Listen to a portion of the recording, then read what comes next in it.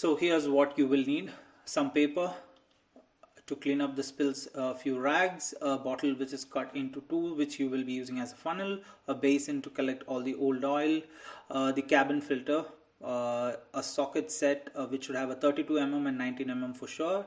That you see there is the engine oil. You need a couple of gloves to keep yourself clean, and this box contains the air filter for the engine, and what comes out next is the oil filter.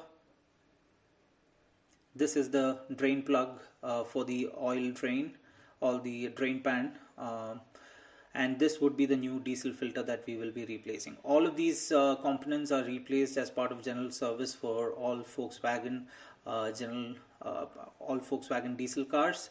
So my car has done 45,000 kilometers and it needs to get a brake bleeding done, but I'm going to get that done in the service center because I'm not too comfortable working with the brake system.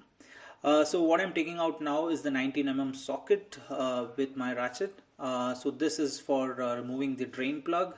So let me get the basin to collect all the oil and some paper to clean up the spills if any.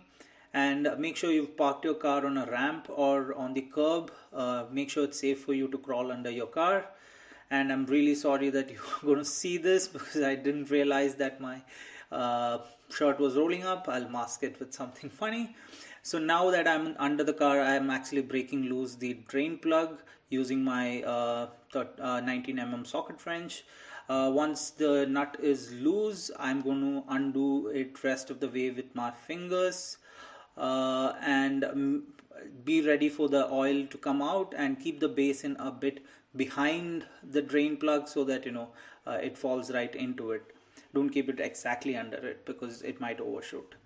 So once the oil starts draining from the drain, after removing the drain plug, you open up your engine bay, and the first thing you do is take out the engine car.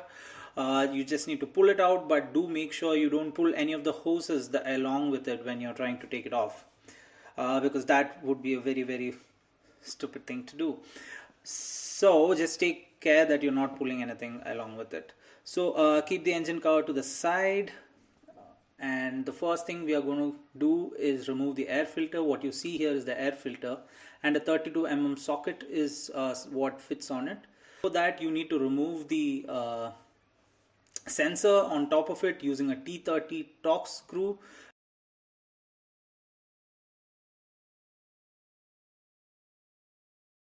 Remove the sensor on top of it to get access to the oil filter. Once you loosen the screw, undo it rest of the way with your fingers, and then move the sensor. I'm not sure what sensor this exactly is, but just move it to the side, and now you have access to the top of the oil filter.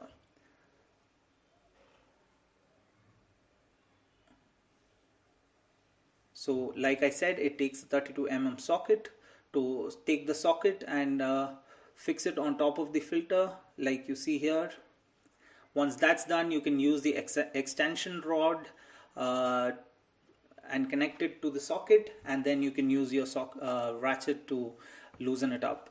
The oil filter is made of plastic, so it won't be too tight, and you should be able to break it loose very easily. But make sure when you're putting it back, you don't cross thread it so that you don't damage the oil filter and it seals properly. So once you've loosened it,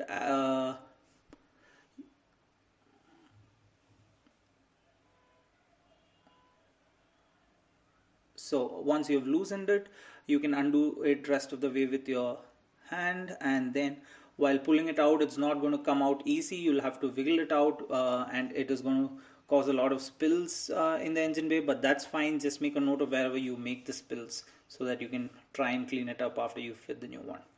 Once the filter is out, pull out the filter element.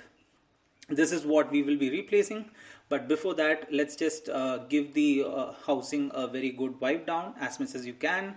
Use a clean rag. Don't add to the impurities in it. Just try to do as good a job as you can and remove as much as the old oil you can. Now you can see that there are 3 O-rings which we will replace, which will come as part of the package, which will come along with the oil filter and the package. So let's pull out the oil filter and first take out the 3 O-rings which you need to replace in the housing. Let's keep the filter element back for the moment. These are the O-rings. You can see there are 3.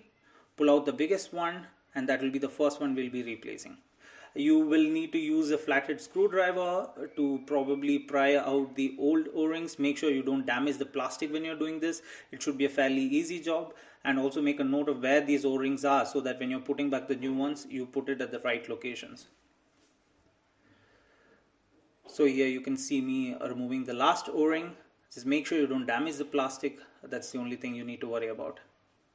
Once that's done, let's pull out the new O-rings, and before you can slip it on, you're going to just take some old oil and then wipe it around with that old oil. This makes sure it seals and sits properly when you put it back, and it just helps seal it better. So that's what you do, and then putting it back is really easy. You just need to pull it around, and you can do it with your fingers. No need to use any screwdrivers or anything. Now I'm going to go ahead and put a little bit of old oil on top of it again.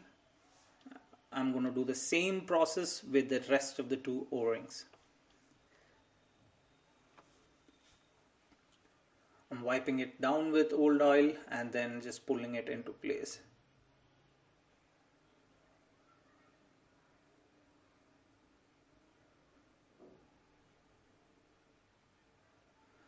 And this would be the last O-ring. The same process. Wipe it down with some old oil and then pull it back into place. So the oil filter I'm using here is a OEM part. So try to stick to OEM parts wherever you can. Let's take the filter element. This element has a top and bottom. It will be written top on top of it, or you can clearly read that, and then make sure the top part goes into the housing, because when you put it back, that will be the top of the oil filter. So once that's done, let's just clean up the engine bay and start putting it back together. It's the exact reverse of how you took it out. You're going to wiggle it inside into where it has to go. It's not going to go easy, but just be patient and slowly push it in, and it will find its way down there. Once that's done, use the 32mm socket, the extension bar, and use your ratchet to tighten it. You don't have to over tighten it, just snug it up, because this is plastic and the O-rings will seal. You don't have to over tighten it. So when you feel that it's tight, just give it a quarter of a turn more, and that should be more than enough. So when you feel it's tight, just give it a slight tug and it will be as tight as it's required. See, that's about it. Once that's done, let's put back the sensor. So like I said, it was a T30 Torx screw. So put the screw back. Again, don't over tighten it, just snug it up.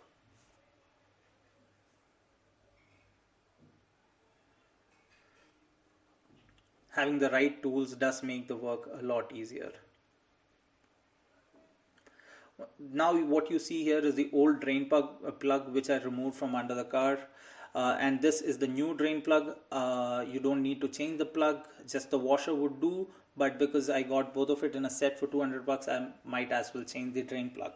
Let me just compare the new one to the old one, make sure they're of the same size so that I don't strip the drain pan unnecessarily. So now you can see that the oil is almost out. No matter how long you keep it, it will keep dripping. So once it's almost out, you can thread your new drain plug back. Don't use a socket, use your fingers to thread it in so that you don't accidentally strip the thread in the drain pan, because it's just aluminum, it's softer, and if you strip them, it's going to be a very costly repair. So once you've tightened it as much as you can, move the old oil away so that you have more space to work under the car.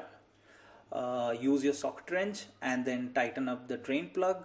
Again, here what I do is I just keep tightening it till I can feel the crush washer crush, and once it happens, I'm just going to give it a 5-degree extra tight or a 5 degrees of turn, and that should be it. Once you're done, please do clean up the drain plug so that if any new oil spills out, you will be able to know. Now I'm cleaning up the engine oil cap. This is so that no dust goes inside when we open it to pour in the new oil. So the oil I'm using here is a Castrol Edge 5W40.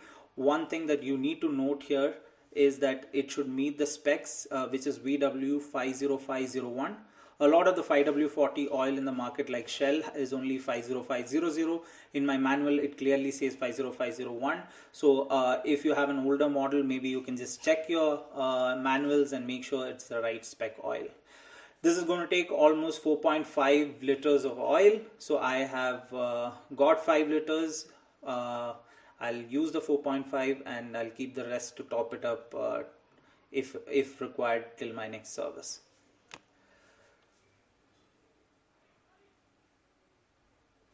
So this happens, sometimes your gloves just tear off, so change them, get a new pair of gloves, open up the engine oil cap, put your homemade funnel inside,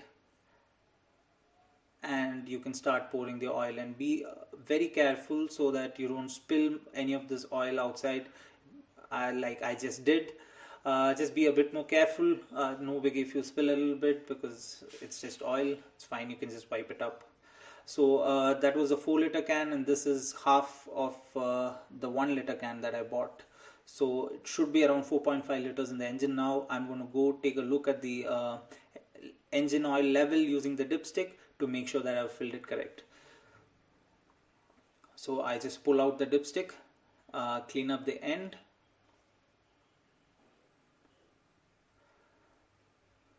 put it back inside, pull it out again, and take a look at the oil. I can see that it is just below the high level, which means I have the right amount of oil inside, so I don't have to fill it again or take out any oil. So once that's done, I'm just going to make a note of where and all I spill the oil while removing the filter or while pouring in the new oil, and clean it up as much as I can, or at least make a note of where it is, so that once you start up the engine, if any new oil spills occur, you will know that that is something that something's not tight or something. Now you will put the engine cover back. Just need to keep it at the right position and just snap it back on. Now this is the diesel filter, and this is something that we will be changing. We need a cup or something to catch all the diesel that's going to come out of it when we remove it.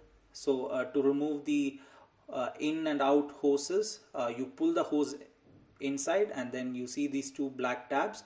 Push them inside and pull the hose out. So push the hose, push the buttons, and then pull it out. So push the hose in, push those buttons, and then pull it out. It's as easy as that. Once that's done, you can just remove these clips and pull it out easily. But when you pull it out, don't pull it out all the way, don't yank it, because there is a sensor connected beneath it, and we don't want to damage it. That would be your diesel quality sensor, which would be measuring for water or any impurities in your diesel. So what you do is you disconnect the sensor from the wiring harness. So to do that, you see the gray tab, pull the tab out, push the tab in, and pull the cable out. Yes, so now your diesel filter is free. You need to remove the sensor. It will be tightly on there, so use a rag so that you don't hurt yourself, and just open it up with your hands. You don't need to use any tools to open it. And when you open it, it's going to spill diesel, so make sure you have something to collect that diesel. So now empty the diesel that's in the diesel filter. Meanwhile, just make sure that the O-ring around the sensor is there with the sensor and not stuck to the bottom of the diesel filter. If you lose it, it's going to be hard to find it. This is a new filter. I'm going to compare it to the old one, make sure it's the same part, the same size, just to be sure. Looks like the same thing. So this seemed a bit dusty to me, so the new one, so I'm just going to pour a bit of diesel in and just pour it out, just to take away any impurities, any surface impurities that was there. Now you will just screw back or thread back the sensor slowly. Make sure you don't cross thread it, because the sensor is plastic, so that you don't damage it. Again, hand tighten it. No, you need to use any tools. Hand tightening it is more than enough. Once that's done, you're going to put the cable back in. Don't worry about plugging it in the wrong way because it goes in only one way. Just push it in and it snaps in, and then push the gray tab back and you're done. Now before you can connect both the hoses, just connect the fuel line that comes from the fuel tank, because we need to prime the diesel filter. So connect the inlet hose, just push it in and it will snap inside, and now what you do is you go into the car and keep switching on and switching off your battery. Do not crank the engine, just turn on and turn off the car without cranking the engine. So this helps us prime the filter, and you'll know it's primed when diesel starts coming out of the other end. Once that's done, you're going to plug in the next outlet hose, which takes the diesel from the filter to the engine. Once that's done, you again crank the engine once or twice so that any air in the hose is also cleared. So now the diesel filter is replaced, and just make sure that there is no diesel spilling out from underneath the sensor or from underneath the diesel filter. Just turn the car keys and just check if there is any diesel coming out. Once that's done, we are going to move to the air box, changing the air filter. So to change that, first you need to pull out these vacuum tubes which are attached to it. Just slowly push them or pull them out, and it will come out without much fuss. Move it to the side, and then you will get access to all this T20 Torx screws that you have to remove. It's a T20 Torx screw. There are a total of 5 screws. Remove all 5. The one behind the airbox is going to be a bit tricky, but make sure you remove the screws and make sure you catch hold of the screw before it falls into the engine bay, because if that happens, it's going to be a pain to get it out. Before you can move the airbox, you need to remove the air mass flow sensor. It is the same way. Pull the gray tab out, push the tab in, and pull the cable out. Easier said than done, but it should not be much of a problem. Once that's done, you can take out all of the screws and slowly open up the airbox.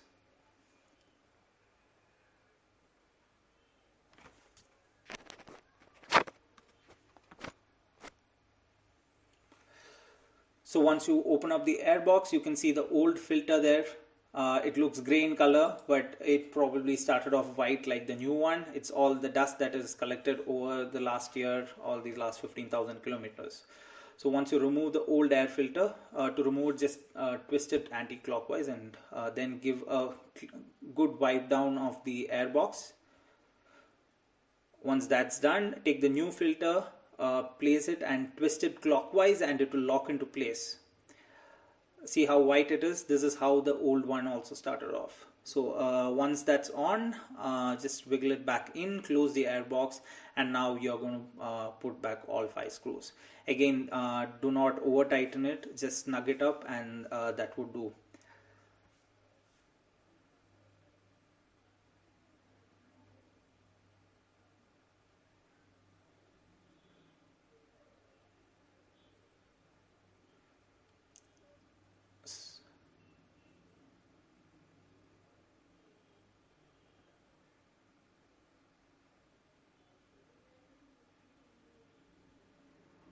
Once all 5 screws are tightened, you can connect the air mass flow sensor back, and then your air filter change is done. Put the vacuum lines back, snap it back into place, and close the clip. Don't forget to do this. And here, like I said, I'm going to connect back the air mass flow sensors. This just snake the cable through if it has fallen down, and then just connect the cable back and push the gray tab back. So now the diesel filter is done. The new oil is in. The oil filter is changed. The engine air filter is changed, and give everything a good shake to make sure everything's tightly in place. Now we go to the passenger side dash, and you can see the cabin air filter here. So you move the clips to the center and pull it out, and the air filter comes down. This is the cabin air filter. Make a note of how the airflow direction was when you take out your old cabin filter, because that's exactly the way the new one has to go in.